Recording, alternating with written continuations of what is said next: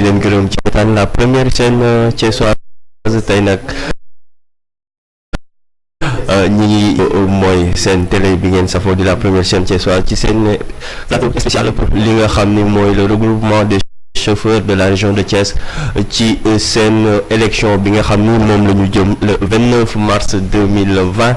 ci loolee nag ñu teew fi fas yéene amal waxtaan jëmale ci li nga xam ni mooy bilan bi waaye tamit ci jëmale ci li nga xam ne aussi mooy perspective ak ñii nga xam ni ñoom ñoo nekk ci bopp regroupement boobu jël ñetti at ñu war a jëm nag ci élection ñu war a ñëw def li nga xam ne mooy bilan bi waaye tamit séq ak ñoom waxtaan ci li nga xam ni moom la ñu bëgg a defaat bu ñu leen falaatee ci élection boobu ñu nekk fekk donc ñett ci membre yooyu kenn kii ci bopp bi di kii nga xam ni mooy Mamadou Gueye di président regroupement bi Mamadou ma nuyu la balaa nga nuyu mbokku téléspectateurs yi. waaw kon asalaamaaleykum wa rahmatulah maa ngi nuyu Thiès waa yëpp surtout njabootu chauffeur njabootu transporteur di nuyut sunu kilifa gi nga xam ni moo ñu daal tey ci plateau bi Thiès TV di télé askan bi wax dëgg yàlla ñu di ko suivre à travers le Sénégal waxuma Thiès donc waaye à travers le Sénégal ñu ñaan yàlla nag mu doon télé boo xamante ni bii nii fépp fu organe de presse mu ne ci àdduna dina ko romb incha allah. wakkay Mamadou ñu wax amin te di jox kàddu gi ki nga xam ni mooy secrétaire Moussa Gueye moom mi nga xam ni moom fële la bokk tamit bokk jiite di président commission du transport fële ca conseil départemental bu Thiès secrétaire moo nuyu la bala nga nuyu ak mbokku téléspectateurs yi. merci Ismaïla maa ngi lay nuyu di la ziare mais di jiital ci nuyu bi borom kër gi El Hadj Wade. di nuyu sama naataango yi ma seqal plateau bi muy le président du regroupement des chauffeurs de la région de Thiès. ak le secrétaire général adjoint du regroupement des chauffeurs de la région de Thiès.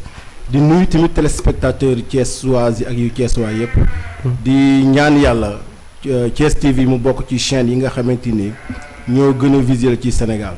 parce que fierté la en tant que doomu Thiès que ñu am chaîne boo xamante ni dafa implanté wu installé wu fii ci Thiès ñu leen ñaanal yàlla. yàlla na yàlla def chaîne bi mu bokk chaîne yi gën a mag ci Sénégal. amiin kii nga Bamba Ndiaye moom it di secrétaire adjoint bokk moom it ci regroupement bi Bamba mu nuyu la bala nga nuyu mbokk yi. waaw ñu ngi lay ziar bu baax a baax di nuyu téléspectateur Thiès TV yëpp di jiital si nuyoo bi borom kër gi directeur général El Hadj Wade di nuyu le président Mamadou Gueye le secrétaire général de l'AIBD Moussa Gueye di nuyu ëxlu sëfoor képp di ñaan sëfoor sépp ak képp ku def yàlla defal la jàmm yàlla da defal la jàmm jooje nag ñu koy sàkku tamit ci ñëpp ñi nga xam ni ñoo ñuy seetaan jamono ji ma yaa ngi ko wax ne Thiès TV yéen la fi nekkal képp koo xam ne rek sa carte d'identité nationale wala sa extrait dañ cee def Nea Thiès xamal ni actionnaire nga fii ci Thiès TV ba tax na nag quand c'est important c'est ici que ça se passe ci loolee nag ñu war a séq waxtaan ak ñi nga xam ne diir ñetti at ñoom ñoo nekk ci bopp regroupement boobee te ku wax transport wax secteur boo xam ni secteur bu am solo rawatina fii nga xam ni mooy fii ci diwaanu Thiès ndax Thiès dafa nekk Carrefour foo xam ni tey jamono ji li ko gën a firndeel bokk na ci aéroport bi nga xam ni moo fi samp bu yàggul dara loolee rek ak lii nga xam ni tamit mooy autoroute à péage bi donc loolee rek ku wax transport day yàlla rek ñu amal waxtaan askan wi tamit xam ci loolee ñu waxtaan lan la ak naka la demee ci loolee nag bilan bi dañ koy def tey fii ci Thiès TV ki ñuy njëkkee laaj bi rek mooy président Mamadou Gueye président ñetti at ngeen nekk ci bopp bi ñu xam transport bari na coxu bari na yëngu trop rawatina fii ci diwaanu Thiès tey bu ñu doon def bilan bi wala bu ñu doon wax bilan bi tey lan lañ ci mën a wax exactement. waaw sunu kilifa ñu ngi lay gën a nuyu di la gën a ziar. xëy na bilan bi moom yomb na def ndax même suñu secrétaire général bi Khadim. di ko gërëm bu baax a baax ndax bilan bi kenn mënu ko wax te tuddoo ko ci. di gërëm Moussa Gueye mais bilan bi kenn mën na ko wax te tuddoo ko ci bilan bi lu yomb def la ñun dañu ñëw fekk transport yàqu fii ci Thiès complètement nag ci yàqu-yàqu yu bare yàlla suturaal ñu dimbali ñu bi ñuy ñëw ci regroupement bi ñu ngi fekkoon personnel bi nga xam mooy liggéey ak regroupement bu njëkk bi. mi ngi doon 68 personnes tey boo xoolee coxeur yi ak ñi nga xam ñooy liggéey ci garage bi ñu ngi ci 150 personnes ci bilan bi rek. ñu wut benn couverture maladie universelle noonu lañ ko mën a tuddee. loo xamante ne bii nii ci wàllu social la weer bu dee ñu génne lu dee ni 450 000 wala téeméeri junni jox ko chauffeur si pour ñu ku mën a feebar mën a faju loolu nag ci phase 2 bu regroupement bi ñu dëgmal ci ku mel ni Moussa Gueye wala Khadim Ndiaye dem nañ ba sélectionné ay partenaires dem waxtaan ak hôpital yoo xam ni dañuy wut ay mutuelle de santé pour mën cee recaser lu dee ñett téeméeri chauffeur ak lu ko tegu su ko defee ku feebar mën a faju ci bi rek li ñu fi fekkal ji xëy na mënuma wax ci passation service bi nan la demee fàtte boo ko mais nañ ko bàyyi noonu ndax dañu jëm assemblée générale mais daal la ñu joxoon double ci nañ ko ba jëndal leen ñaari oto yu dolli ko ci benn bus ak ñaari Mercedes yu dolli ko ci ñaari oto yi fi fekkoon tey ñu ngi ci juróomi oto tabaski bu jot dinañ génne lu doy ne 14 millions 400 séddale ko membre yi regroupement boobu muy bureau bi bokkul ak nag social bi nga xam ni chauffeur yi feebar nekk hôpital chauffeur yi accidenté chauffeur yi nekk tribunal chauffeur yi nekk police et cetera et cetera. li doon gën a neex dijee tey su moo ko yàlla maye wala yéen ñu ma ci demasee andil ma candidat yi nga xam moom lañ ko seqal ñu jàkkaarloo ci plateau bi ñoom ñi fi nekkoon ak man mi fi nekk tey ñu xool kenn ku ne fi mu tàmbalee ak fi mu yem wax dëgg yàlla daal personnel bi ma àndal maa ngi leen di gërëm à travers ci baatu transport routier de manière générale mais bëgg nañoo jëlewaat transport fii yóbbu ko feneen su yeneen question yi ñëwee nag moo mën ci tontu incha allah. ñu gërëm ñëwaat ci yeneen question yi ndax da nga wax lu am solo fi ngeen jëlee li nga xam ni mooy regroupement bi ak ci ngeen ko fekk ak tey fi ngeen ko àggale loolu dinañ ci ñëwaat ki nga xam ni mooy président waaye ki nga xam ni mooy Moussa yow yaa nekk fële ci AIBD tamit yow nga bokk ci ñi nga xam ni ñooy nekk fële ca conseil donc départemental jiite wàllu transport gi fii ci diwaanu Thiès transport nekk secteur boo xam ne macha allah li ma ko wax sànq secteur bu bari rëmu la bu bari coow la tey ñu gis ni tamit li nga xam ne mooy autoroute à péage bi ak bi mu fi ñëwee léegi tey ñi nga xam ne ñooy chauffeurs yi nekk fii ci diwaanu Thiès lan la autoroute li nga xam ne mooy AIBD bi yokk ci seen liggéey. jërëjëf Ismaïla da nga ma poser question bu ma sawar a répondre c'est parce que d'abord damay ñëw ci importance su GIE de taxi de l'AIBD Thiès. xam nga bi aéroport bi ubbee le 7 décembre 2017. kenn ku ne xam na ne aéroport international Dakar Yoff ñu naan ko ñu woowaat ko Léopold Sédar Senghor. Dakar la nekkoon. donc Thiès booba mënu ci woon am benn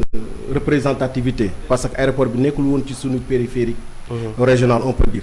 via départemental. mais bi yàlla dogalee aéroport bi war a jógee Dakar ñëw tuxu si Thiès. ci la kilifa yi état bi à l'occurrence ministre des infrastructures des transporteurs et du désenclavement jox ay instructions au directeur des transports routiers que aéroport bi na ci waa Thiès bokk.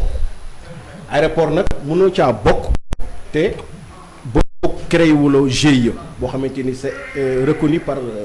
comment dire par l'État. ñëw fi nga war a jaar ba réguler kayitu GIE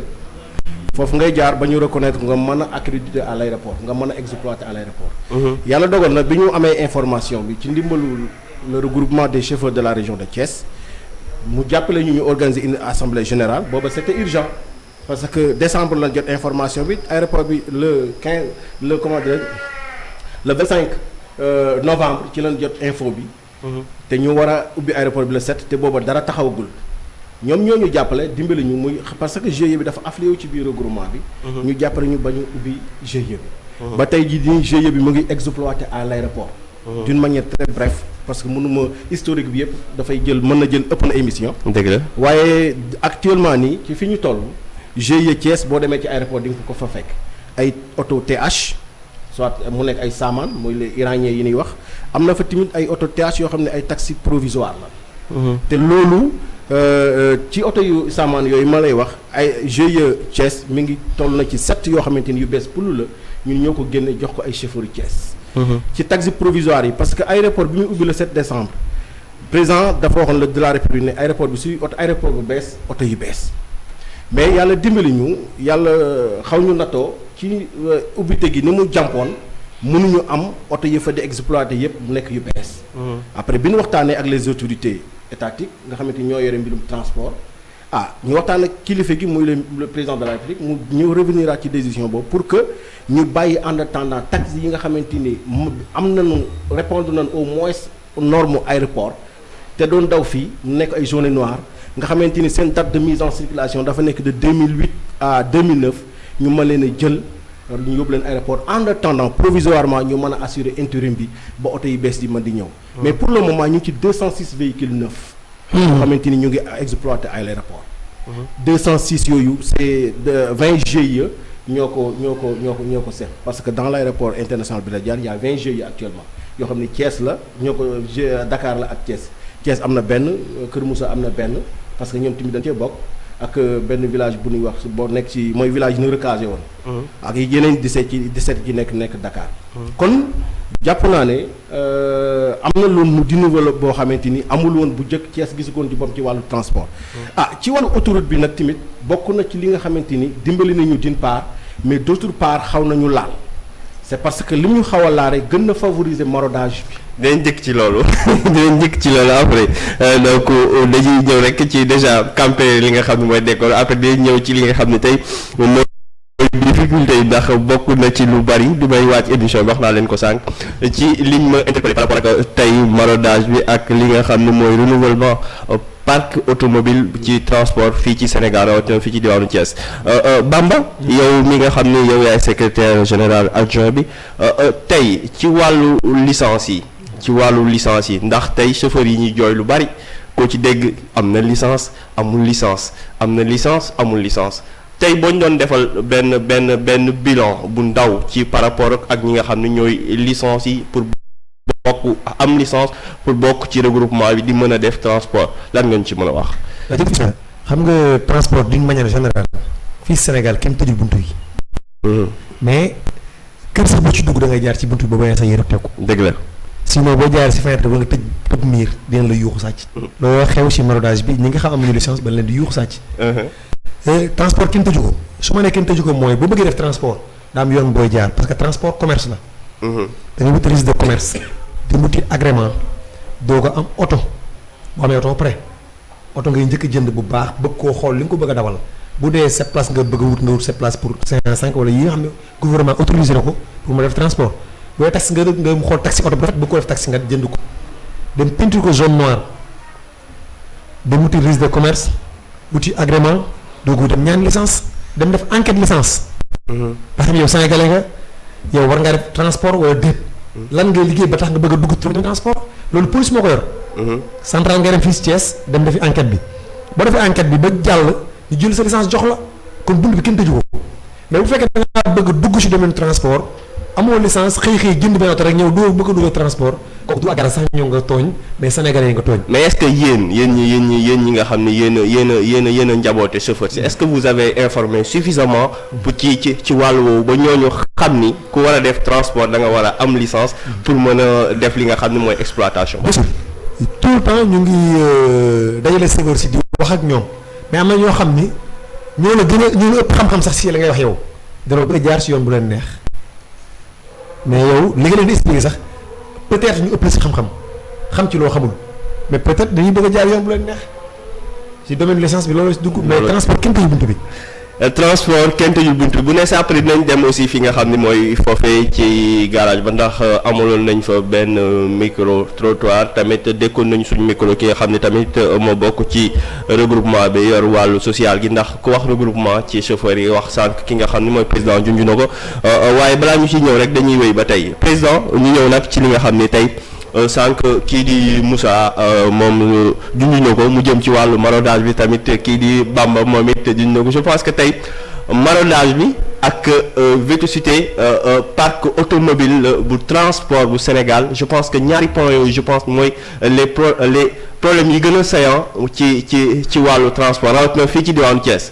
Thiès moom ku wax li nga xam ni moo jëm ci wàllu maraudage bi ak tey demum Ndakaaru gi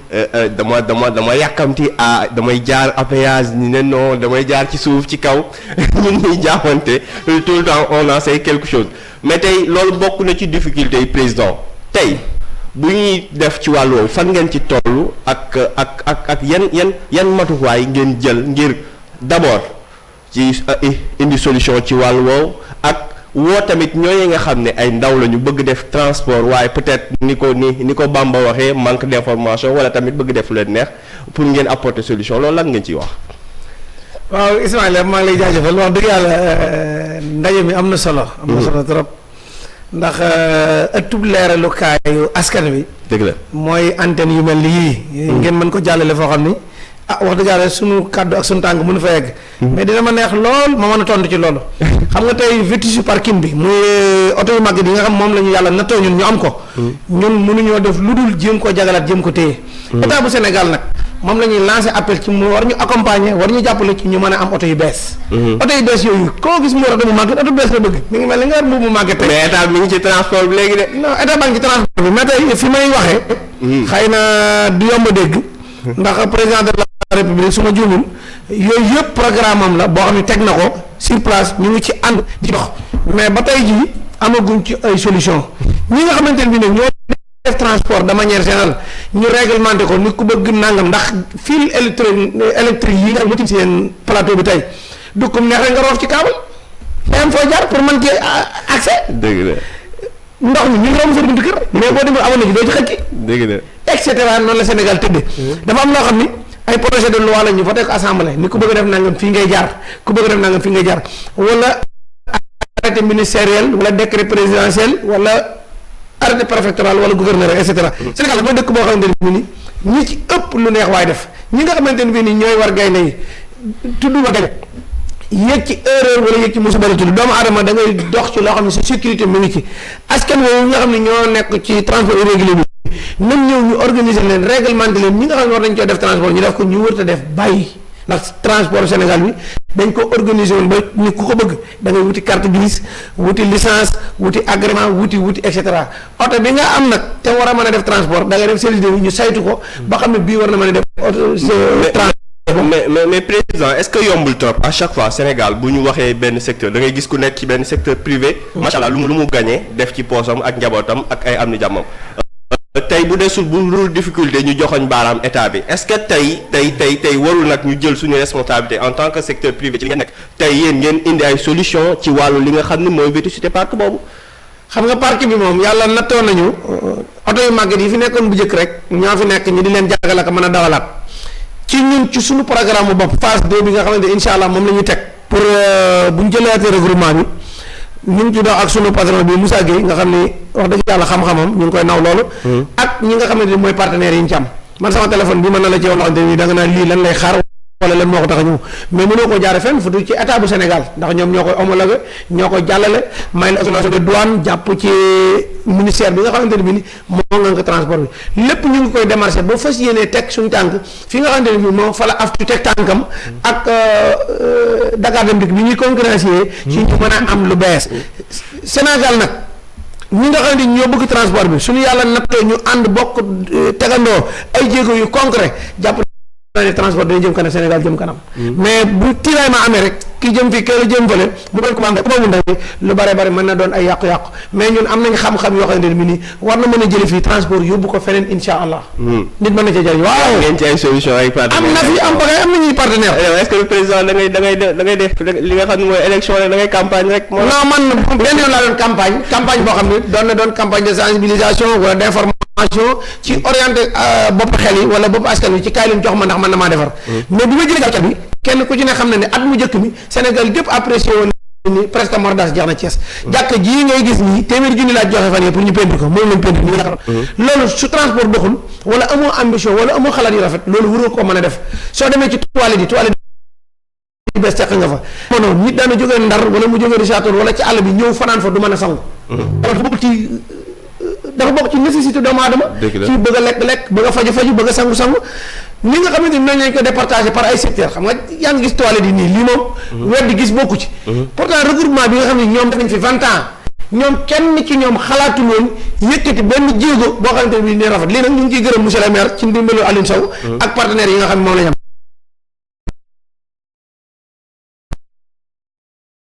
soo demee ci ginnaaw benn station boo xam ne ci ndimbalu MK Excellence maa ngi jàll jëf ci ministère bi ñu defal mais ñooñu ay partenaires la yoo xam ne ku mel ni suñu directeur bi Moussa Gueye ak suñu doom ji xarit ñoo ci jàpp di ci dox ndax man mënuma lépp ci seen i xam-xam ak seen i détermination seen i engagement yu ñu bëgg ngir gëm transport loolu ci la soqi ko te ñu ngi ciy gërëm ñëpp di ci tàllal it ñeneen ñi nga xam ne am nañ yeneen loxo insha allahu rabbi. président dinañ dikkaat ci li nga xam ni mooy solution yi sànq si nga xam ni donc mooy Moussa moom nag tey après ne ñëw si tamit ci conseil départemental ci njàppandalam ci li nga xam ne moo jëm ci wàllu transport ndax tey ñaari casquette nga fi toogee bu ñu ñëwee ci maraudage bi nga doon tàmbali dikk sànq ñu gis ni problème bi je pense que c'est partagé tey ki nga xam ne mooy Seydou sama caméraman dafa bëgg a dem Dakar dafa bëgg lu gaaw dafa bëgg loo xam ne bu toogee moom it dina nekk à l'aise problème bi posé wu par rapport parce que boo defee li nga xam ne mooy enquête laaj ñëpp li ñu lay wax mooy boo duggee garage non seulement tu perds ton temps ndax da ngay yéex mais en même temps tamit oto yi doo nekk à l'aise mais tey est-ce que yéen xalaat ngeen ci problème majeur bi tax nit ñi di bàyyi garage jëli oto dem defi li nga xam ne mooy dem Dakar wala feneen que di def li nga xam ni mooy dem ci ñi nga xam ni ñooy def maraudage est-ce que yéen identifier ngeen carrément le problème. effectivement Ismaïla xam nga renouvellement parc automobile bu gare routière dafa bokk ci suñuy préoccupation surtout ci comme ni ko président waxee ci suñu ñaareelu mandat bi nga xamante ni moom la ñuy wër. te yàlla dinañu ko may incha allah. incha allah ndaxte gare routière regroupement des chauffeurs de la région de Thiès association privée la. ci suñu statut am nañu droit wut ay partenaires. mu am nañu comme ni mu ko waxee léegi ñu ngi waxtaan ak ay partenaires yoo xamante ni expérience bi ñu def ci aéroport international Blaise Diagne permettre nañu ñu war koo mën a reconduire ba nga xamante ni expérience bu mel noonu dinañ ko indi ci regroupement des chauffeurs de la région de Thiès. nga xamante ni li clients yi di jooy muy vieille cité wu parc bi ñu mën koo renouveler c'est parce que état am na ci loo xamante ni war nañ ci mën a accompagner te dina leen ci saisir. mais am na ci loo xamante ni tamit ñun ci suñuy pexe yi bopp duñ ci des ginnaaw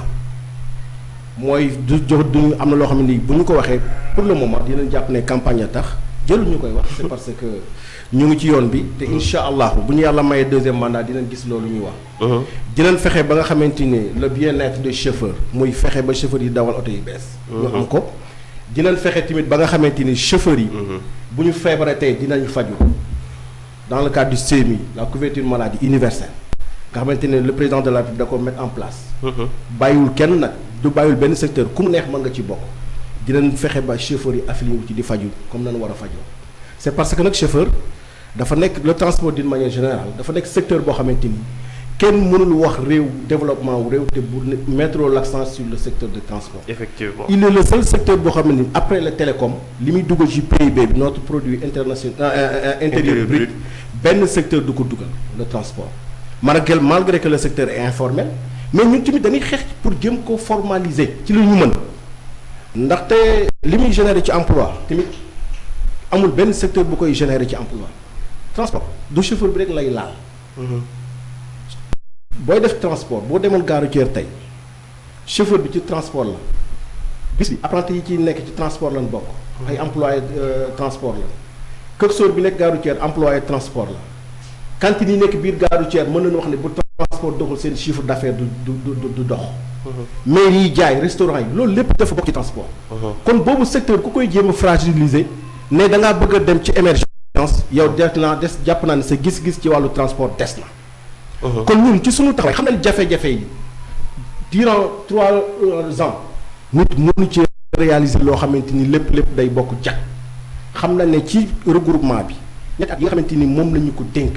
am na lu ñu ci def lu am solo mais am na yu ñu ci war a rectifier des na jéego yoo xam ne war nañ koo doxal. mais est-ce qu'il ne fallait pas anticiper ci problème bi ndax. problème mu maraudage bi. oui parce que c'est mooy Thiès pratiquement mooy. waaw foofu laa ñëw gis nga problème maraudage. foofu tamit dañ ciy interpeller état mu ak gën ñu ci accompagner parce que problème maraudage dafa laaj ay pénalisation dafa laaj ay pénalité dafa te civil mënul sanctionner morom ci li ñu xalaat ñu ko wax fii bu ñu paree ci li ñu jëg ma dëgg ma dinañ toog ak autorités yi les autorités étatiques ñi nga xamante ni ñoo représenté l'état du Sénégal à l'occurrence le préfet du département waxtaan ak moom pour que ñu jàppale ñu ci problème maraudage parce que maraudage li ñuy xeex muy insécurité routière nga xamante ni bëgg nañ toujours voyageurs yi di voyage anam yu baax maraudage bi daf ci bokk que ñu war ko éradiquer. mais est-ce que il ne propose pas mieux. non xam nga lu tax tey xam nga ñuy wax taux d'accident bi dafa élevé. mais maraudage bi bokk na ci c'est parce que oto yi nga xamante ni ñooy jóg di marauder. nekkuñu oto yoo xamante ni comme ñi ma sama naataangay jiitu ni ñu ko waxee nekkul oto yoo xam ne war nañoo def transport amuñu ay voiture classe particulière la amuñu ay këyit yoo xam ne moo leen war a permettre ñu def transport bu ñu duggee bu client yi duggee ñoom ñu ngi yàkkamti ak ñu ngi dàq ak di dàqee service d'ordre bi ak waa regroupement bi pour que mën a rëcc. benn assurance transport couvrir client yi risque la ñi ciy dugg. yaa ngi dégg ñaareel bi ci des mooy ñoom seen li ñu def seen bopp mooy clients yi bu ñu leen yabee rapidement dañ ko war a yóbbu Dakar dañ leen war a yóbbu fan jëm soit Dakar wala Mbour wala feneen pour mën a retourner mën a jëlaat ne ñeneen donc te ñi koy yore amuñu benn maturité bi parce que am na ñoo xam ne ay xale lañ am na ci ñu yor transport catégorie D nekk suñu naatangoo certes mais ñooñu xëy na buñ li ñu projet yi nga xam ne bëgg nañ koo teg incha allah bu yàlla dogalee mu réussir dinañ bàyyi loolu parce que li ñu dekkoon xam nañ ko moo ëpp sécurité parce que loolu moo leen di aar muy def transport bu laaj. xam nañ ne ñoom ci transport delluwaay la nekk. mais dañoo amul pexe ku amul ndey namp ma léegi nag ci ñun jéego yi ñuy def nga xamante ni am nañu yéene boobu mais état dafa mën a accompagner tey jii FONGIP dafa nekk benn fonds boo xamante ni état da ko mettre en place pour ñi am projet yu mag yi ñu mën leen di jàppale surtout ci ay garanties. mais tey regroupement des chauffeurs de la région de Thiès suñu paree dinañ saisir FONGIP. parce que am na benn taux de prélèvement boo xam ne boo ko bëggee gi yëkkati ci banque yi amul garantie bi. doo ko mën ñun am na ay partenaires yi waxaal comme ni ko président waxee. am na solo yoo xamante ni war nañu andil waxtaan nañu ñoom ba yooyu yëpp mën a possible. mais li ñuy gën a mooy garantie boo xam ne dina tax ñu mën a am le nombre bi ñu soxla. tey mën nañu am 5 wala 3 wala 4 mais tey ak regroupement bi plus de 5000 et quelques chauffeurs. boo fi andoon tey 5 véhicules mais tamit day mel ne benn pousse boo tàbbi ci géej rek. loolu nag pour ñu mën a atteindre dans un premier temps. benn nombre bu suivi xaw a am solo bu xaw a suffisant loolu état moo ci mën a jàppale par la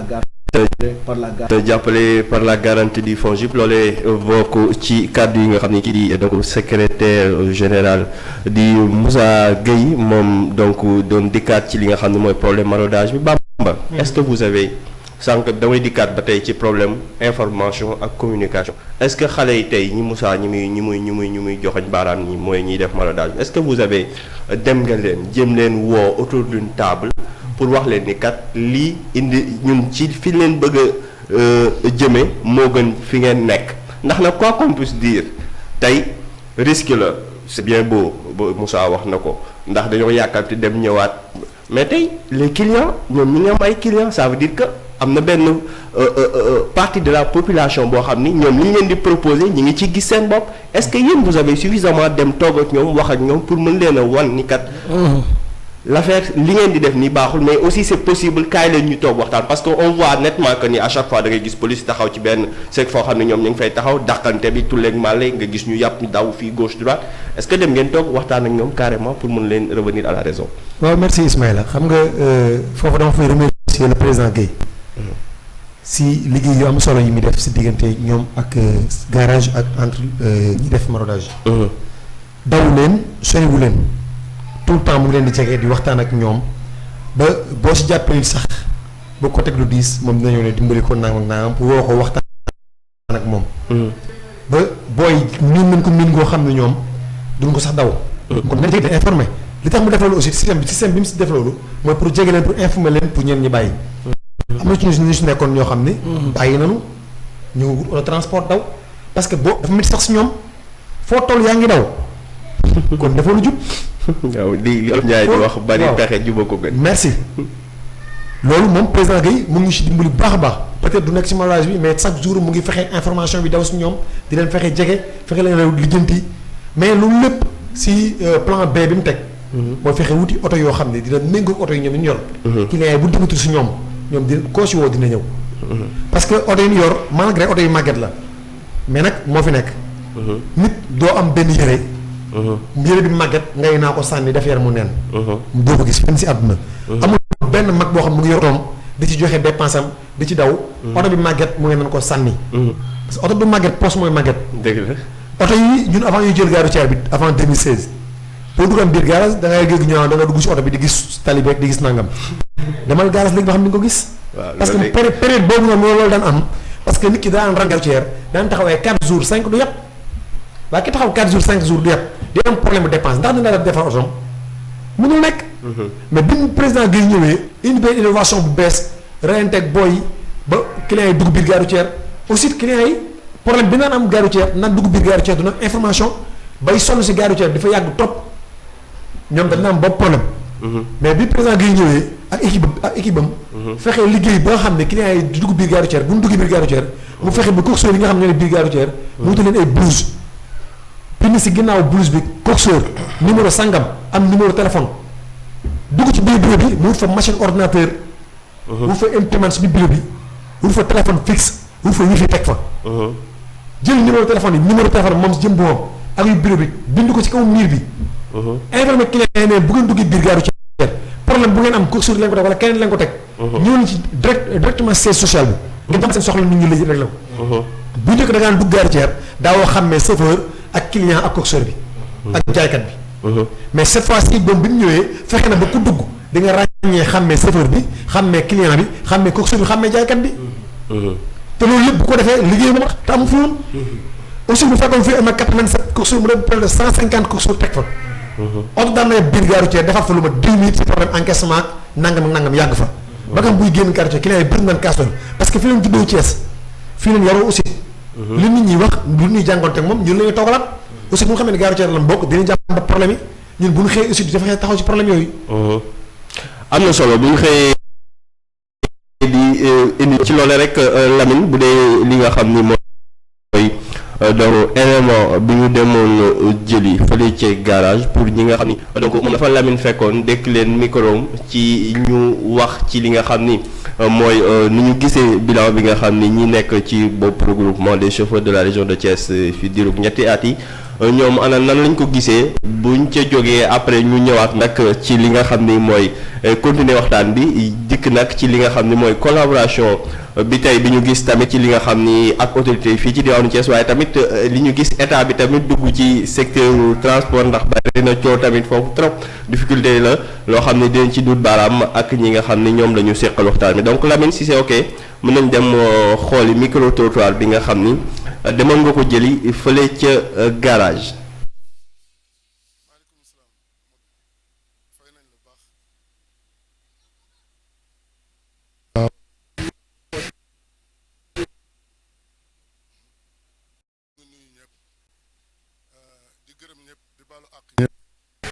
fi mu ne ñun ñëpp gis nañ suñu bopp ci gare routière bi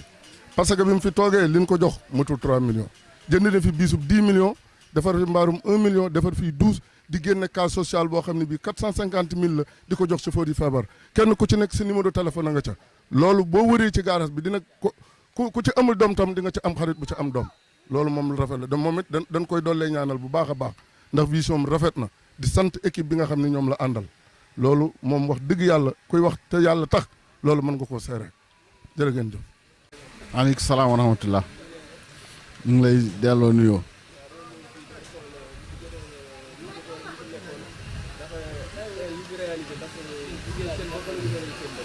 waaw wax dëgg yàlla moom mi fi nekk nii de xale la waaye xale bu am jom la bu am fayda ku bëgg boppam te it li mu fi def wax dëgg yàlla noo ngi koy rafetlu ndax nun garage bi dootu nu fi xale ci mag ñi ci lañ bokk ndax lu fi jaar lu ne fekke nañ ko taxawaayam itam wax dëgg yàlla ñoo ngi koy rafetlu comme ni ñu ko waxee nii douche bii daawuñu toog weer mukk te vidé wuñ ko di ci sonn lool da ci fay xaalis bu bari depuis bi mu fi toogee léegi ñu defar douche bi kenn jaaraatu fi pour vidé noo ngi ci gis suñ bopp bu baax a baax mbaar yi la même chose dolli na fi mbaar wax dëgg yàlla garage bi tam nam daan doxee yokku na waaw gën naa dox ñu ngi dollee sant yàlla di ko ñaanal lii muy jublu nii itam ñoo ngi koy ñaanal yàlla na ko ci yàlla defal ndam waaw wax dëgg. ayca li mu jublu nii yàlla ko ci yàlla defal ndam donc ñi nga xam ni ñooy sunu papa yooyu nekk garage ñi ngi ñaanal kii di président ak équipe bi mu àndal ba tey ci bilan bi donc ñooñu gis nañu donc li nga doon wax ñu def ko président jëm ci wàllu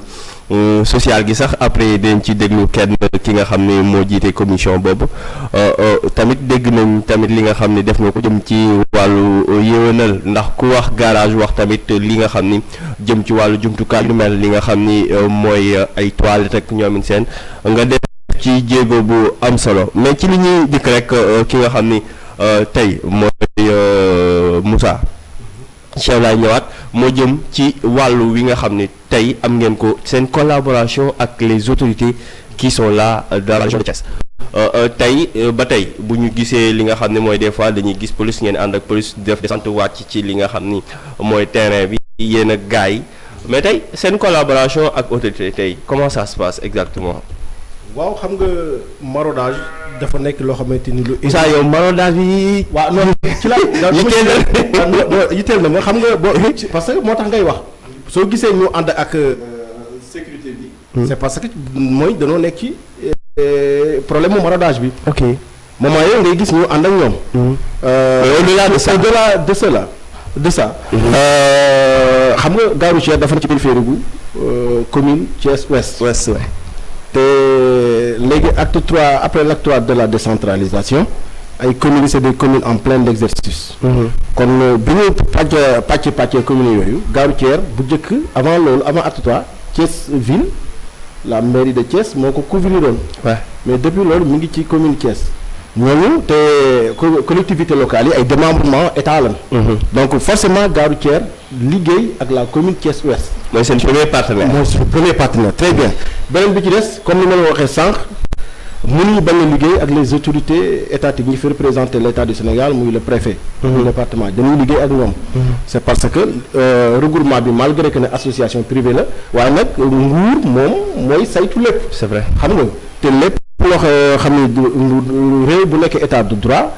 képp koo xamante ni donte si kuréel ak ni mu mën a mel da nga war a dox ci li nga xamante ni mooy saatu réew mi. beneen bi ci des organiser élection yu ñu jëm war a jëm ñu mais le préfet du département moo ko organisé day ñaari commission benn y a une commission de vente de cartes installée à la gare routière. benn bi ci des une commission d'inscription sur les listes électorales installée à la préfecture. nga xamante ni képp koo xam ne jënd nga carte de membre am carte de membre pour nga bokk ci fichier bi da nga ñëw préfecture nga bindu. xam nga loolu du leen liggéey ak autorité état yi duñ ko mën a am. dëgg la kon suñu liggéey bu jaar yoon lan mais bëgg nañ ñu gën ñu jàppale. c'est parce que problème bi ñu gën war a mën a gën a jàppale mooy problème bi nga xamante ni moom la transport yëpp di jooy mooy problème maraudage bi loolu ñun xam naa mais parce que li ma la wax sànq rek les civils yi ñu corrigé morom ma foofu état dañu fi war a jàppale bu baax a baax pour que bu ñu demee ba nga xamante ni dinañ ko jubluwaat ci boobu liggéey ñu mën a am liggéey bu sell am suffisamment service d'ordre boo xamante ni dinañ accompagner ci liggéey boobu beneen bi ci des ci wàllu état du nekk jugé parti ndax voilà ci wàllu foofu laa jël ci beneen wàllu bi nga def xam nga sànq woo tudd naa le problème mais état la te loolu il faut que forcément ñu liggéey ci ak état li ñu yor mën a institution la malgré c'est une institution privée mais institution la boo xam ne mënul def lenn te àndu ci ak état yaa ngi dégg loolu c'est en dehors de la politique parce que président bi ko waree ñu association politique yi ko xaw ma day politique xaw ma politique mais association même ñu ngi fi andi politique parce que c'est apolitique waaye nag en ce qui concerne l'état dañuy wax ak moom liggéey ak moom ñaa ñi Dakar Dem Dikk tey ñu ngi koy wax xam nga état la te ñu ngi def transport patrimoine la boo xamante ni état moom moo ko moom ñu ngi def transport te li ñuy def comme transport jàpp nañ ne ñun gisuñu ne war naa mën a demee noonu c'est parce que wax dëgg yàlla c'est mon avis personnel je ne sais pas que cet avis là dama koy partager ak président bi waaye man li ma gis mooy comme que ci wàllu boobu Moussa Dramé mu jëm ci tey parce que damaa laal ko am solo mooy état est-ce que mën na nekk je sais pas sax mi ngi ci transport bi léegi jóge na ci Dakar Dem Dikk léegi ñu ngi wax ci Sénégal Dem Dikk léegi pratiquement ñoom sax ñu ngi bëgg a génn li nga xam ne mooy sous-région bi j'ai entendu tout récemment am seen benn membre boo xam ni mi ngi ci transport bi chauffeur yi di def benn sortie mais tey est-ce que wàllu woowu yéen vous ne voyez pas que état du dem ba rey tey seen secteur boobu ngeen nekk ak li nga xam ne avis bi nga xam ne tamit kii di secrétaire joxe na ko ci wàllu président. waaw kon Ismaïla maa ngi lay gën a gërëm loolu lu ma intéressé la ndax tey dama jàpp ne ñun ñëpp njabootu état lañ. dëgg la état nag bu dee ni moo fi nekkal askan wi pour assurer la sécurité personnes et des biens. dafa am ci lu nga ko war a teg. dëgg la maanaam Dakar Dem Dikk warut a concurrencer beneen secteur bi ndax la mu nekkee Dakar sax mënu ko matal kon buy génn ci leneen na ko leeral Moussa Diop na delloo oto bi biir Dakar dem jéem a assurer urbain bi ama jëm wax interurbain kooku moom ñun on a disconfié pas nekkuñu fi sax di ci wut ay tiraillement ak ñeneen loolu wërta mën a ne Dakar Dem Dikk warut a génn Dakar ndax mënoo matal dafa nga ne mais génn nañ waaw moom laa lay wax tey lan nga ci gis Dakar Dem Dikk ubbi woon na fi ligne aéroport arrêté na Dakar Dem Dikk barki dem nga dégg seen éléments yi nekk ci télé bi ak rajo bi di wax problème salaire. Dakar Dem Dikk ñaata bus ñoo taxaw Dakar Dem Dikk kër gi dafa am problème président de la république barki démb dañuy ministre bi conseil des ministres saytul ma lan moo nekk Dakar Dem Dikk mais kër ko amul problème di ñu saytu la fa le mu ngi mel ni plateau bi nga nekk rek su borom kër gi yem ci plateau bi yër mi leen buri ba fa am y'a quelque chose qui se passe là-bas am na lu fa xew Dakar Dem Dikk dafa am problème kon nag ñun li ñuy wax état mooy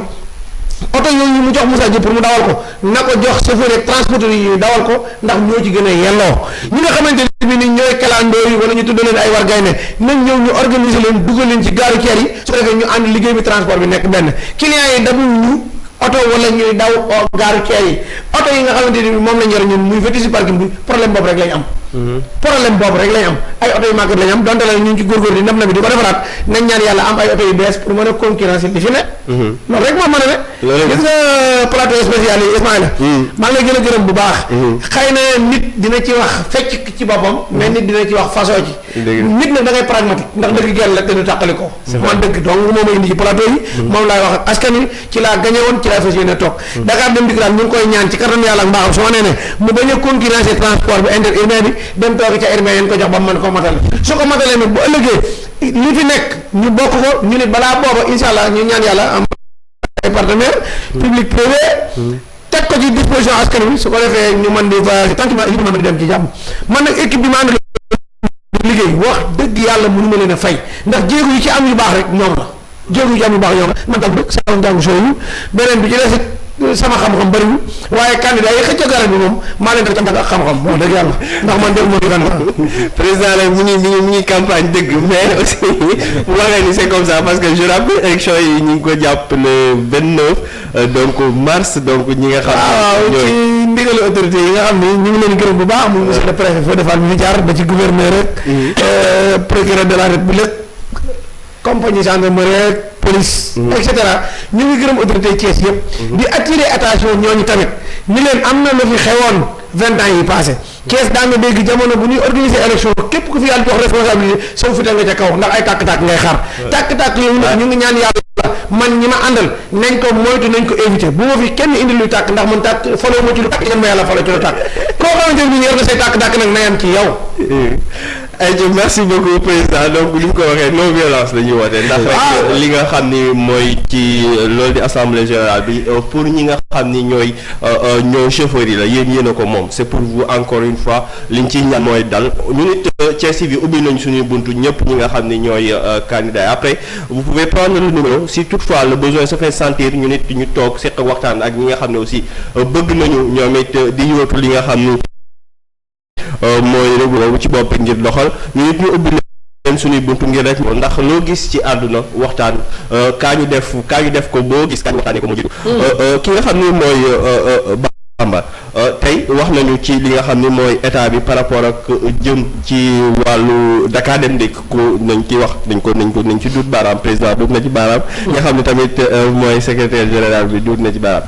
mais tey est-ce que y a eu des démarches par rapport ak ñoom ak yéen ci wàll woowu comme ni ko président waxee léegi pour essayer de trouver benn solution wala arrondir les angles afin que ku ci nekk yéen ngeen mën a def seen liggéey ngeen koy defee carrément waaye ñoom it bu fekkee mën ñu ko bàyyi ñu bañ leen a gêner. waaw Ismaïla foofu man état fi ma ko njëkk a blâmer ci côté boobu mooy chaque jour moom philosophie boo xam ne maanaam état du xëccoog baadool lu muy dund gis nga lii di commerce ak transport nga ci état génn parce que secteur informel lañ ko tuddee. mais bu ci génnee yéen des fois ngeen njatt askan wi. xëy rek tey seen i oto ne demu leen. waaw non wala liggéey ñi mais xam nga Ismaïla waaw ñun ban toogee ci gare routière ba léegi def nañ 3 ans ci biir gare routière. mosuñu woote grève te pourtant am nañ lu ñu war a mën a grève. biir gare routière ñu ngi seqal suñu maire Aliou Sow bi nga xam ne man dendal. yu bëri ñu fa war a def dafa fa ñoo koy def. te mosuñu woon a grève. Pimo gare routière bi daa nga fa duggee jamono bi bii doog a ñëw 2016 avant ñuy jël ñun. yaa nga dugg biir gare routière foo tourné ay pax la woon. 89 nids de poule moo woon biir gare routière 89 nids de poule moo woon biir gare routière lampe gare routière daawul tàkk et pourtant loolu rek doyoon na pour ñu lancer grève. mais xupp nañ maire bi bind préavis grève boo xam ne 45 jours may ko pour defar defarul. bi mu defarul aussi taxul ñu xaar ko. dama dem bind Agirut. président dem fa ak ay démarches am mooy ko facture 3 millions 500. ñu tappoor gare routière bi te du suñu liggéey et pourtant dañuy fay juuti. tous les jours mu mel ni dañuy luwee këram maire bi mu ñu luwee këram mooy gare routière bi ñun ñuy fay ay taxes bu ñu fayul dañuy génne. ñuy fay ba pare kër gi ñu si yàqu ñu koy defal te kenn mu dagg. xam nga xel na ni loolu. te pourtant noonu la ñuy doxalee. ñun ñoo taxaw ne duñu fay fii defarul ñu kër gi mooy cellule yàqu na wala douche deful wala nangam. te defuñu ko dañuy xupp rek bu fekkee def nañ xëy na bu ñu deful ñu ngi wut suñuy pexe defar. parce que li ñu gëm mooy bu ñu dee xaar mairie wala di baare nangam gëm nañu alal bi suñu alal la ñun ñoo ko moom. juuti ñu fay ak stationnement ak nangam lépp ci biir kees réew mi lay dugg. ñoo ko moom jàpp nañ bu ñu payé benn seconde ñu payé ko rek li yàqu suñu kaw lay dal parce que ñun suñu alal la ñu yàq kon. président dañ bu ma kenn wooteel waxi grève bu ma kenn wooteel waxi taxaw wala waxi dëgg juuti nangam ñun biñ toogee ba tey jii ñu wax ak yow nii mos ñoo xëy taxaw baare juuti ne kenn dafay juuti mos ñoo xëy grève na duñ grève te am nañ possibilité pour def ko. mais tout le temps ñu ngi war ci table pour waxtaan di nangam négociation. te am nañ possibilité yi kon état bi li mu ñuy jàppale mooy parc bi màgget na. te ku am lu bees mooy lu mu sax màgget. lool dafa màgget lool d'accord na. parce que mënuñu taxaw fii naan màggetul wala nangam màgget na. parce que lépp li ñu jàngi métier ba rawal ba commencé di tat. xam nga loolu mu ngi bëgg dafa yaat. màgget na mais màgget boo xam ni amuñu garantie boo xam ne mën ñoo lu mat 5000 véhicules ñu indi ko fi. kon leen état rek mën a garantie ñu wut ay partenaires. pour mën a changer partenaire bi. mais li muy màgget sëfoor si aussi ñu ngi gàcce ngalaama sëfoor si parce que kenn ku si nekk li nga yor yaa ngi koy sàmm di ko defar ba nga xam ne ku si dugg dina mën a naw. mais suñ ko bàyyi woon defaruñ ko day yàqu ba kenn su ma jëriñ. kon def ngalaama sëfoor si. président nag lii ñu jëm ni muy élection ñu jëm waajaat. mais Bamba tamit am na benn point boo duggoon sànq génn ak ceeb gi ci wàllu garas. waaw ceeb gi. garas des fois. nga romb. xam nga Ismaïla gare routière. Moussa gare routière waaw. dama ne ñun bi ñu jël gare routière kenn mu foon nooy ndax ni mu meloon kenn mu foon nooy client bu ñu duggaan da ngay gis duggaan sama yëre tax na huile wala nangam mais yàlla dogal na ni bi ñu ko jëlee ñun fexe nañ ba wut ay bac ordure yoo xam ni bac à ordure yoo xam doo ko biir gare routière bi foo tourné gis bac sànni fa dara mais am na ñoo xam ne yéen ba si bac bi tim bac bi nii sànni muus bi suuf bac bi dum sax ay yenn taye sax léegi ni bac bi def ko si biir ensuite madame Ndiaye benn femme boo xam moo ko ñëwoon projet insécurité gare routière bi mais bi yor nañ ko xaalis fayu ko moom mu ramasse ay bagam ak jël lépp dem yoonam parce que fayuñu ko xam nga loolu du si ñun fexe nañ def ay démarches ñu ay partenaires yu lépp boo ko mairie bi jël ko mu di leen gàncax bi di ko bale def lépp wax dëgg yàlla di am 3 équipes par jour biñ ko fi jëlee takk bi rek commencé waat ñun dina mujj obligé li wër suñu entourage bureau ak duma jël benn ay nit fa di leen fay tous les jours ñu ngi balal foofu te loolu du woon yoon waruñu ñu doon farek dara te ñu ngi koy def. difficulté yi loolu Moussa dafa am loo yokk ci. wàll woowu dafa am na lu may yokk ci problème mu nettoiement gare routière. xam nga problème mu salubrité bi gare routière nettoiement bi loolu compétence su commune bi la mairie bi ñoo am ak yeleefu di raxas di nettoyer gare ba mu set. parce que taxes yi yan fay prélever maanaam juuti yan fay nga xamante mooy gën ci gare routière bi ci commune Thiès Ouest la des. lay jëm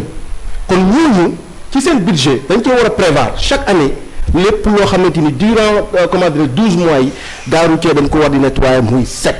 ndaxte gare routière nag comme aéroport mooy suñu porte d'entrée wu dëkk. tey ñi amul oto moo ëpp téeméeri junni yoon ñu am oto. effectivement te képp koo xam ne amoo oto jël nga oto transport boo ñëwee gare routière ngay jëkk a yem ngay wàcc. soo ñëwee booy dem tamit gare routière ngay dugg si te boo ñëwee fekk gare routière taq da nga naan Thiès taq na. donc dugg ko ci biir mais fi nga njëkk a teg sa bët sa parce que gan moom mën nga koo téye lu ne ba mu des si bëtam ko làmmiñam. kenn mu ko teel nettali. kon nag mairie bi nañu jël seen responsabilité ci problème nettoiement bi loolu am nañ ci xalaat président joxoon nañu ay institution pour que ñu fexe ba nettoiement bi nga xamante ni président da ko initier mu nekk loo xamante ni au niveau national. ñëpp dañ koy def te gare routière nekk institution tamit comme ni mu ko waxee woon. bëgg nañ incha allah prévoir nañ ko ci 1er février bii mais dañ ci nekkoon en partenariat avec l'ANAMO l'agence nationale de la maison de l'outil. ñoom mën nañu wax ne ci secteur artisanal bi la ñuy liggéey. kon bu ñu amee initiative bu président bi amee initiative nettoyer gare routière bi ñu wax ma ko moo contacté le directeur général de l'ANAMO en l'occurrence monsieur Maodo Malick Mbaye mu jox ñu fa vert pour accompagner ci ñu loolu incha allah ba dañ ko prévoir mais contre temps moo tax ñu reporté ko ba incha allah le 14 ñu ko waroon def mais dañoo xalaat defaat ko le premier samedi du mois de mars bii di ñëw incha allah bëgg na noo nettoyer gare routière ba mu set wecc ànd ko ak l'ANAMO ak le regroupement des chauffeurs de la région de Thiès. te loolu mu nekk loo xam ne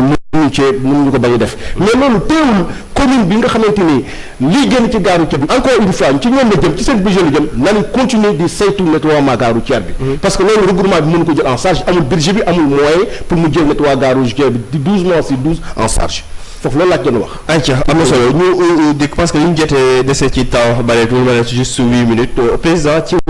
ci wàllu accident yi. tey barki démb ñi ngi def ñi nga xam ni démb rek ci information yi gars yi def li nga xam ne mooy typologie accident yi donc pour wax ni rek accident li Sénégal di ñàkk ci wàllu alal lu toll ci 75 milliards par année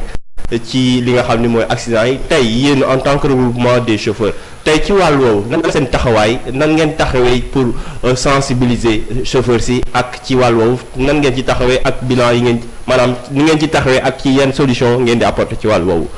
waaw Ismaïla maa ngi lay gërëm ndax loolu question la boo xam ni xëy na li muy dem ak dellusi ci ñun dafa bari trop. accident yi jàpp naa ni suñu ko tegee ci table dañ koy partagé woo ak ñi nga xam ne ñoom lañ ko seqal. chauffeur bi da ci am wàll. waaw oto bi am ci wàll tali bi am ci wàll. wàllu chauffeur bi wàllu chauffeur bi nag man laa ci mën a wax. ndax wàllu oto bi moom xëy na waxoon nañ ko ci léegi. chauffeur bi jamono bii nu toll may wax ak yow tembe ñun ñu ngi ci programme sensibiliser chauffeur si. organiser leen ci ay centre de formation formé waat leen ba bu ñu mën a wàcc ci réel bi ñu nekk ay chauffeur complet xam nga chauffeur professionnel moom dafa am nu mu war a doxe noonu mu war a doxe nag yàlla dogal na am na benn kilifa goo xam ne am na benn garage bu moom fii ma ngi fay tabax centre bu mag pour ñu jël ay waa auto école ñi ak ay ingénieur formé waat chauffeur si ba kenn ku ci ne xam leen mooy sa devoir ak say droit nga di ci dox ba mat sëkk loolu ci phase 2 bi lañ ko dugal insha allah bu ñu yàlla dimbali bañ gañee garage bi insha allah ci deuxième mandat bi dañu ko teg ci table ji 28 gare routière ñoo nekk ci Thiès muy garage yoo xam ne garage clando la ñu ngi invité képp kuy chauffeur day tey def transport nga yor permis en commun moo xam permis boo mën a yor na nga fexee invité sa bopp bokk si ci formation boobu boobu ëllëgee ci biir mu amal la njariñ accident yi bari na trop ñu ngi masaw ñi nga xam ne ñoo ci lool waaye ñi nga xamante ne bii ne yàlla dogal na ñu nga fas yéene delluwaat ci télé bi nañuy bàyyi xel ci code de la route Sëñ Fallou ba nit ak jàkk ak tacc ak teg yooyu day am solo trop am na loo xamante ne xel moo koy may doomu aadama mais am na loo xamante ne ni formation moo ko indil ci nit ki complet soo demee Europe tey gi nga xam ne ci la ñuy copier wala nga dem ci sous région bi moo xam Rwanda la gi nga xamante ne bii ni clen day bi fa la ko ñu bari copier ak yeneen ci jubbanti ak jubal dëkk ñun nañ fexe ba suñu njabootu chauffeur ñu fexe ba bañ a loru ci accident mais ñu fexe ba lii nga xam ne mooy seen métier mu jëriñ insha allah loolu daal la ñuy invité chauffeur sépp xëy na bu gàttul bu ci nuyoo bi deseet ma dugalaat ko ci dinañ ñëw ci mot de la fin bi des nañu quelques simili Moussa ci wàllu woowu waaw ci wàllu woowu xam nga dañuy wax ne amul benn chauffeur boo xëy taal otoom di bëgg di lor bakkanu doomu aadama des waaw chauffeur boo xëyee toog ci coussin otoom li muy njëkk a def avant muy toog ci coussin bi d'abord mooy jël bidon ndox wis ci pono yi kooku ma lay wut jàmm bu toggee ci coussin otoom lu mu xam ci ñaan goo xam ne dina ko musal ci accident dina ko def mais bu ñuy rek focaliser wu ci chauffeur partie chauffeur mooy partie humaine bi mais nañu focaliser wu tamit ci encore une fois état nan la mën a def tamit ba jàppale ñu ci loolu xam nga man bokkoon naa ci ak président Guèye ci benn atelier national de concertation sur la sécurité routière. C'était au KIMFAT. Présidé par le ministre des infrastructures des transports et du désenclavement. keroog bi ñu fa jëlee kàddu lu ñu wax mooy même service de défense et de sécurité yi monté ci tali bi muy suñu way takk der yi nga xam ne ñu ngi aar nag. ñu ngi aar ci côté bépp même ci tali bi mais des fois tamit am ci loo xamante ni dinañ leen ci blâmer muy tracasserie routière bi parce que chauffeur bi yow oto di dawal transporteur laaj ko versement mu départ Dakar par exemple un bus Dakar ba Touba fu mu taxaw joxe avant muy génn Dakar dina ñàkk presque 30-40 mille génn Dakar fu mu jaar région bu mu dugg ñu laal jàpp ko am lu ñu jële ci moom. mais chauffeur bi xaalis boobu muy génn ci moom nga xamante ni amul xalaatul fii muy egg Touba fu mu ko mën a remplacer te day gën ci versement am te loolu bokkul ci lu muy comptabiliser ci bu war a verser transporteur bi mais saa yu ñëwee bu ko gendarme bi wala agent de sécurité bi jàppee ba mu toogaat ci conseil bi xol bu tàng lay ñëwee. te nit bi su énervé rek day lu ci bëri dafay perdre de conscience. dëgg la kon nañuy jàppale que mën nañu ñàkk contrôler oto yi parce que c'est très normal que ñuy contrôler ñuy valable. mais nag li nga xamante ni moom la yoon wax code de la route wax ko oto bi soo amee infraction verbaliser ko. su demee feneen ñoo xam ne kat kii verbaliser ñu bàyyi ko mu jëm. mais mënoo nag bëgg nekk sa lépp nga aj ko ci oto bi. beneen bi ci des tamit ci tali yi malgré que loolu état mi ci góorgóorlu ci wàllu tali yi. mais nag dafa des tey boo jógee tey jii nii yoonu Touba bi muy la nationale 3 jëlal li ko tàmbalee Bambey on peut dire xombal boo génnee xombal altu ndàngal ma presque ba Jurbel baaxul tali bi nii la xate ba pare nekk ay agglomération te loolu dafay provoquer ak accident. ñaari kat bi oto yi bu ñuy jaar rombante da ngay mel ne luy laalante. tali yi amatul ay panneaux de signalisation. tali yi lëndëm nañ. yaa ngi dégg te ñëpp oto yëpp mën ñoo jaar ci autoroute. ma gis ne li ñu def ci autoroute bi tey ma jàpp naa bu ñu ko yaataloon tali yi maanaam li toll Dakar ba Touba bu ñu ko yaataloon mu nekk 2 voies aller retour. mooy parce que autoroute bi baax na mais lu impacté la nag ci économie réew mi xëy na loolu bokk ci thème ak thème bi. mais dinaa ko laal parce que boo déggee jëlee sama dëkk fu mel ne Kër Madaro tey lim bu njëkk li mu doon am ci chiffre d'affaires ci wàllu jaay ci tali bi amatul ko ndax li leen tali bi contourné am na loo xamante ni sànq waxoon na bëggoon naa ko ci gare routière par rapport à éclairage bi Xaadim xaw na koo laal. gis nga gare routière xam nga yaa ngi gis lampadaire solaire yi ñu koy installé partout dans Thiès. mais gare routière la gën a yellool. gare routière fi mu ne te amul benn lampadaire bu ñu fa installé. mais ana suñu maire yi. lan moo tax mënuñu lampadaire yooyu ñuy def fu nekk. parce que non ma ñëw dafa mel ne genre concurrence la entre le maire de la ville. problème boobu les Thiessois sàmm. non parce que lu tax. non le conseil départemental amul prérogative suñu compétence éclairage public ci biir fii Thiès bokku ci. yaa ngi dégg le maire de la ville wala le maire de la commune ouest ñoom ñoo war a jël loolu en charge. surtout gis naa ma ci interpellé le maire Talla Sylla nga xamante ni ñoo bokkoon benn coalition en 2014 na jàppale gare routière def fa ay lampe soxla teewu nañ ko. parce que non seulement bu mais sécurité wu les personnes les usagers ak les sécurité la sécurité des personnes et de leurs biens. war na mën a tax ñu implanté fa ay lampadaires mu garage bi di leer. parce que lampe yoo fa nekkoon depuis 1900 bëx la ñëpp ma nga fa yooyu lampe dutul fonctionné parce que répondre tout sax ak norme yi nga xamante ni moom la éclairage public war a amee muy lampe yoo fa nekk actuellement nii. ça am na solo ci wàll woowu donc le maire Talla Sylla et l'ensemble des maires rawatina maire Alioune Sow est interpellé par rapport à l'éclairage fële ci gare routière li ñuy terminer ak Bamba bu ko defee après ñu def dernière tour de table pour tàggatoo mooy tey ci élection bi ñu jëm il faut donner les informations pour ñi nga xam ni bëgg nañ cee bokk ana nan la ñuy def ak fu ñuy dem pour mën a nag bokk ci li nga xam ni mooy faluk donc ci assemblée générale boobu ñu jëm le 29 mars fan la ak les informations à donner pour ça. waaw merci Ismaïla wax nga point bu am solo parce que boo nekkee chauffeur am permis série B mooy transport en commun. soo bëggee bokk ci regroupement bi yoon da lay may pour nga bokk ci. mais naka nga def ba bokk ci. dañuy ñëw gare routière ci siège social bi. jënd fa carte regroupement. parce que fi ñu doon tijji nañ njaayum carte mi depuis le 14. muy jeex le 19 février. si la njaayam carte bi di jeex. boo jëndee carte bu indaale nga def ak sa permis transport en commun nga dëkk ci région de Thiès bi. dañuy dëkk ci région de Thiès bi. boo dëkkul ci région de Thiès bi doo mën a bokk ci regroupement des services de la région de Thiès. parce que c'est pour les Thiessois. boo ko jëndee nga dem préfecture pour comme préfet moo organisé élection yi. fële ci liste électorale parce que mën nga am carte te doo bëgg a voté. mën nga bokk te doo voté. mais li ñu gënal mooy nga bokk pare tànn ki fi toog nga xam ne ki fi toog yow yaa ko fi teg. si ñu ko fi teg si nga bokk nga def préfecture dem bind fa ci liste électorale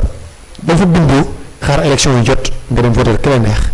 di ñaan nag nit ñi ñu votal ñu ndax defal nañ ci Thiessois yi. li tax ñu war ñoo falaat.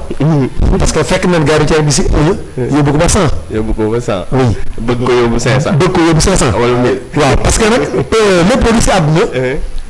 premier mandat mënoo ci am 100%. dëgg la si premier mandat yi parce que da ngaa dikk fekk loo xam ne mosoo koo yor. nga reyante ba jël ko. doxal ci li nga bëgg sa yéene fi mu toll. da ngay laaj phase 2 pour mën a àggale sa yéene fi mu toll. am na projet yu bëri yoo xam ni bëgg nañ ko entamé mais li tax sax songuñu ko woon mënu jublu élection. di def dara. il faut nga arrêté lépp mu taxaw. boo paree passé élection yi mën a continuer nga def daa am benn point président bi wax sànq ba am solo. si problème formation yi chauffeur yi. pour problème accident yam ak yooyu. mais loolu mu dëgg information ba dëgg jàll chauffeur si pour nga bokk ci il faut nga am carte de membre. bu gaaru ci regroupement bi pour mën a bokk ci formation yooyu. kenn du laaj dërëm pour mën a bokk ci formation yi mais sa carte de membre mën a jàlle pour mu bokk ci formation yi après élection yi. am na solo dinañ ñëwaat sax ci loolu ndax li ñu bëgg rek mooy gannaaw waxtaan wi après yaatal li nga xam ni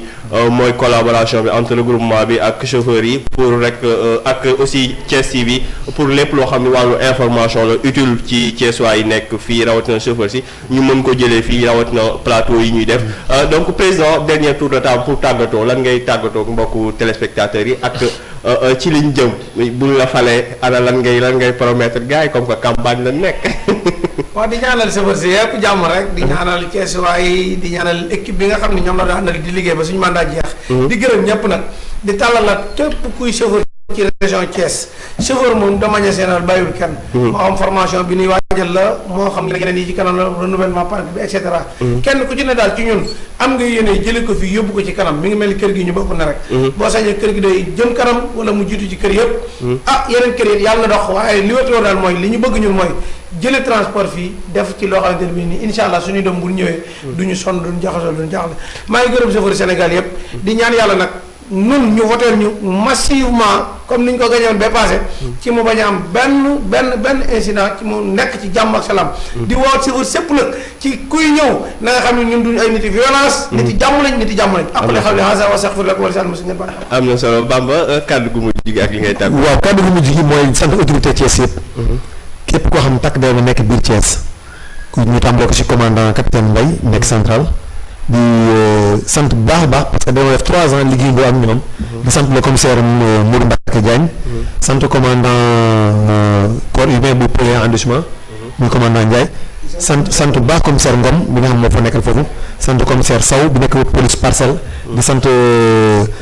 le commandant du compagnie gendarmerie Fall. sant nañ ñëpp autorité nga xam jàpp nañ suñu liggéey. pour ñu mën ci am ndam. ñëpp nekk si biir Thiès bi sant nañ la sant procureur rek ñëpp ñu ngi leen sant ndax bu ñu nee regroupement des chauffeurs de la région de Thiès ñu ngi koy wax si social ak intervention. si loolu moo tax ñu naan regroupement. te wax dëgg yàlla bu ñu amee doole ba mën di jàppale chauffeur si ba si rom problème ñu mën laa taxawul. autorité yi ñoo tax. mais sans autorité yi duñ dem. kon sant nañ baax autorité Thiès yi di leen gërëm di gërëm chauffeur sëpp di gërëm mag ñu nekkal si bureau yi. nekk si Baye Mbacke Ndiaye ñoom Pa Modou Lo Baye Talla Fall tudd nañ ñëpp Sénégal gépp yàlla na safar si am jàmm jërë ngeen jëf ayca Moussa ak kaddu waaw kaddu gu mujj gi mooy comme ni ko suma gars yi waxee di sant autorité yi nga xamante ni ñoo nekk fii ci dëkk bi en l'occurrence dama ci insister le préfet Fodé Fall le préfet sortant processus bi ñu teg nii ci wàllu élection gare routière moom moo ko entamé mooy organiser élection yi ba ya nga xamante ni permettre nañu ñu mën na nekk fi mu nekk ni ci élection yu apaisé bu njëkk Thiessois yëpp xam nañ ne gare routière suñu masaan nekk ci seen renouvellement dëkk bépp a yëngu xuloo yeeg xeex yi mais gis nga boobaak léegi ça fait presque 15 jours ñu ngi koy inscription sur le liste électoral sur le fichier de la gare routière te kenn déggul bruit kenn déggul yëngu-yëngu loolu su amee c'est parce que dafa am ay autorités compétents yoo xamante ni ñoo fi teg li ñu fi teg état nag continuité la di souhaiter la bienvenue au nouveau préfet monsieur Moussa Diagne moom tamit bi mu ñëwee daje na ak ñun avant-hier waxtaan li nga xamante ni moom la fi successeur am tegoon wàññiwul ci dara xanaa da ko yokk anam yi pour mu gën a ñoŋ loolu moo ñu permettre ba fi mu nekk ni ñu ngi ci 1895 inscrits sur le fichier 1895 inscrits là où je vous parle te amul benn jafe-jafe amul benn coow di ñaan yàlla tamit yàlla may ndam le président Mamadou Gaye que projet yi mu amoon nga xamante ni amoon ak initiative yi mu amoon ak projet yi mu bëgg a eggalee ci deuxième mandat yàlla permettre ko mu am deuxième mandat man ko eggale lépp nekk njëriñ chauffeur amiin yaa rabbal. di ñaax rek chauffeur yi que élection yi ñu dem ci jàmm parce que ñun dañu nekk secteur boo xamante ni kenn mënu dem bàyyi ñu kon dana war a xam suñu bopp ci responsabilité parce que chauffeur koo mën a doon ku ne chauffeur moo lay dawalal le président de la république chauffeur a koy dawal les xalifa généraux chauffeur ñoo koy dawalal kon chauffeur dafa nekk koo xamante ni dafa am une lourde tâche responsabilité am dafa rëy loolu métier bu noble dafa métier bu noble la mu ngoog te tamit dafa nekk koo xamante c'est un agent de secret parce que koo mën doon ku nekk chauffeur lay dawal te li bëri ci biir oto yi lañ koy waxtaanee kon nag ñooñu bu la yàlla natoo métier boobu da nga war a xam sa bopp xam ne kat da nga nekk ñi nga xamante ni ñooy doxal réew mi ñi ñaan yàlla élection yi jàmm compétition la forcément il y aura un vainqueur et un vaincu parce que képp jëm ci compétition dina la da ngay ñaan gagné mais lépp mën a am ñu ñaan yàlla rek camp boo xamante ni yàlla dogal la ndam am parce que élection yi nag kun ci gagné moom bu yeboo nga ñaan yàlla fagaruwaat defar xam ne ñàkk mbooloo moo la ko xañ mais kenn xañ parce que yu ñu leeree mosul am comme ni ñu organiser les élections nationales muy présidentielles législatives locales et référendum ñoo leen ko organiser am na solo maa ngi sant waa Kër Madaro yi su ma dëkk nag dëgg la di sant le conseil départemental en l'occurrence son président son premier vice-président monsieur Yankhoba Diattara di lancer un appel aux autorités que ñu ñëw jàppale ñu ci campagne bi en l'occurrence monsieur Babacar Pascal Dione maa ngi ñëw nga jàppale ñu ci campagne bi inchallah merci beaucoup mbokk yi yéen it di leen safo ci safo ngeen ànd ak ñun depuis boobu ba tey yéen ñi nga xam ne yéen ñu doon suivre tamit à travers donc réseaux sociaux yi Facebook ak YouTube pour vous dire que Thiès TV maintenant nous sommes digital comme tout le monde donc mën ngeen ñëw suivre à travers YouTube waaye tamit li nga xam ni mooy Facebook sur la Thiès TV télé gox bi donc comme ni ñu ko waxee Thiès TV la première chaîne Thiès TV télé gox bi day leen di gunge à chaque fois bu ngeen ko soxlaa mel luy jëmale Thiès kanam la ndax ku wax chauffeur comme ni ko Moussa waxee léegi wax ni métier bu noble la buy jëmale ñi nga xam ni ñooy képp koo xam ni da ngay def transport nga bokk ci donc mu nekk seen secteur ñaanal rek ñu dem ci jàmm je rappelle élection yi ñu ngi ko jàpp le 29 mars 2020 donc fi ci diwaan Thiès di gërëm mbokk yi di leen sant ci safo bi ngeen ànd ak ñun di wax leen rek bu dee saa wéy leen di suivre suñuy programme ndax ki nga xam ni mooy Pape Sylla dina ñëw léegi ci seen émission boobu di Tantal Nabi sur la Thiès di gërëm bu baax ki nga xam ne mooy Seydou moom mi nga xam ne tey moo nekkoon ci caméra bi Kaaw ak donc Lamine moom mi réalisé émission bi nekk foofee ci régie bi di gërëm mbokk yéen ñi nga xam ne yéen ñu wéy di nu seetaan wéy yéen di suivre programme Thiès TV. di ñaanal Thiès TV nag ca kaw ca kanam. amiin yàlla merci beaucoup à toutes et à tous à la prochaine. merci. Thiès TV, la première scène thiessoise.